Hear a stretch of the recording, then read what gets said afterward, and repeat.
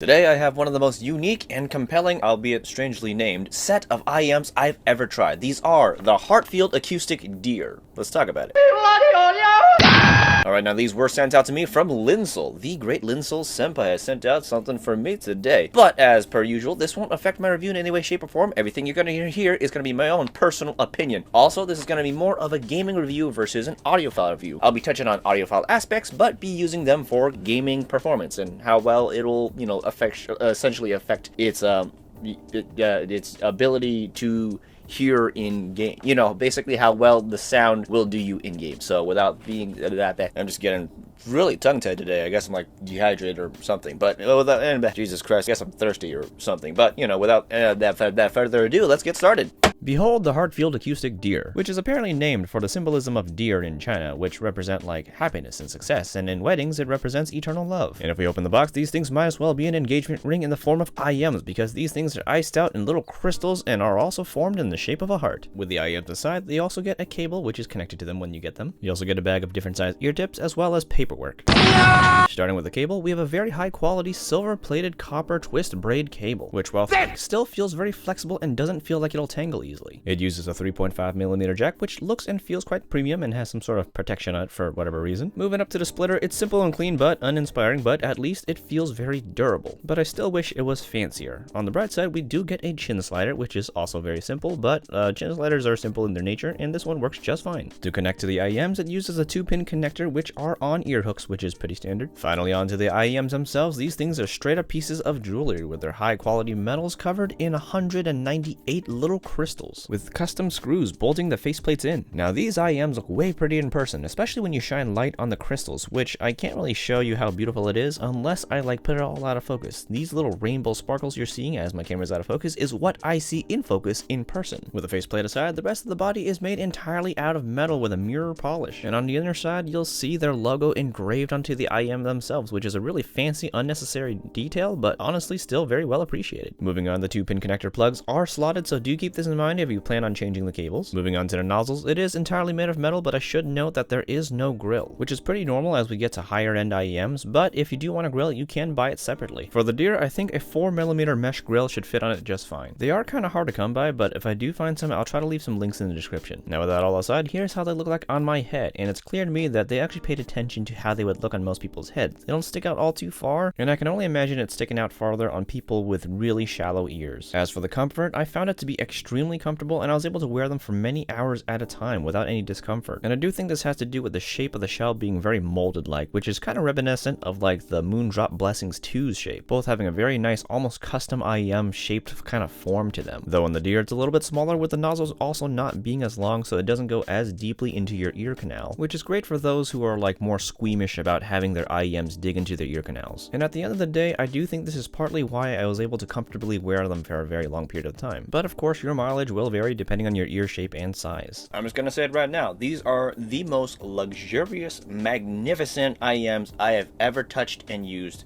in my life. And because of that, I wasn't sure what to expect from the sound, but after testing them, they're pretty damn good. And despite this luxurious build and nice sound, they cost around $170, so more expensive than a set of Arias, which is what I like to use a lot, but cheaper than the Blessings 2, both from Moondrop, of course. If I were to describe their overall sound, I would say it's fun and engaging without too much compromise that you'd normally have to compromise on to get fun and engaging sound. Starting with the sound signature from my test, I would say that these IEMs have a U-shaped sound signature, so it's kind of like a V shape, but less dramatic in terms of the recession of the mid. So you're going to get more bass, more highs, and a recessed mid section, but it won't be as recessed as a V shape. So it's kind of like relaxed, but not too relaxed. Warm, but not too warm, if that makes sense for those of you who know these terms. So let's dig a little deeper so you can get a slightly better idea of that. Just in case you're confused. Starting at the bass range, this is where these things shine, or I guess in this case sparkle. Well, the sparkles are for highs. In any case, at the low end, it's really good. We got a really good, clean, deep bass without doing too much of it. So it's like a strong punchy bass. It's got a nice boom to it, good range, good depth, good feel, and it's not overly bloated, and it doesn't like overly just present itself and bleed into the mids like incredibly. Now when it comes to the mids, thanks to the U-shaped sound signature, they weren't overly recessed, giving them still a nice level of presentation and presence in the sound.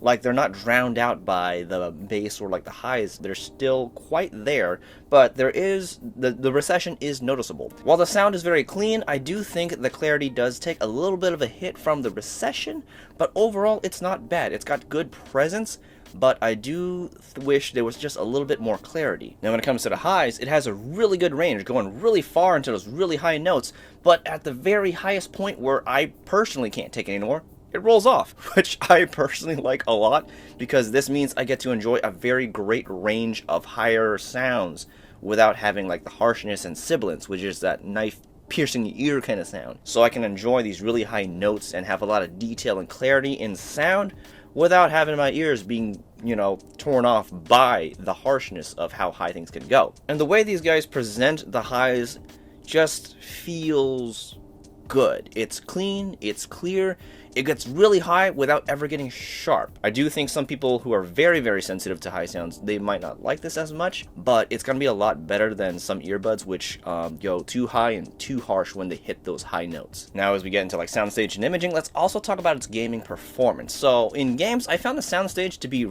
pretty damn large for a set of IEMs. The shape of the soundstage is definitely more of that oval shape. That's pretty common, where you're going to have more space on your sides versus your front and your back. That's just honestly pretty normal when it comes to like soundstage for IEMs. But the sheer size of it made it almost feel like this ovular like soundstage was a little bit more rounder, but that just could be the feeling of that presence of width that I'm getting and distance from the front and the back. It is an oval shape, but due to the size, it wasn't so bad, so I was very impressed with the size and shape of the soundstage. I even got some height, which was pretty damn good. I liked that a lot. Now, soundstage is one thing, but imaging is another, and I actually found these guys to utilize the soundstage very well. The imaging was rather precise. I wouldn't say it was like pinpoint like precision, but it was very accurate. I didn't have a problem finding people from like around me, above me and whatnot. They're really accurate, not pinpoint mind you, but for gaming where you just need to know where people generally are, these things do a little bit better than that, and I enjoy that very much. It was great for hunting down people, though I wouldn't say that they're the best for competitive gaming, because the recession in the mids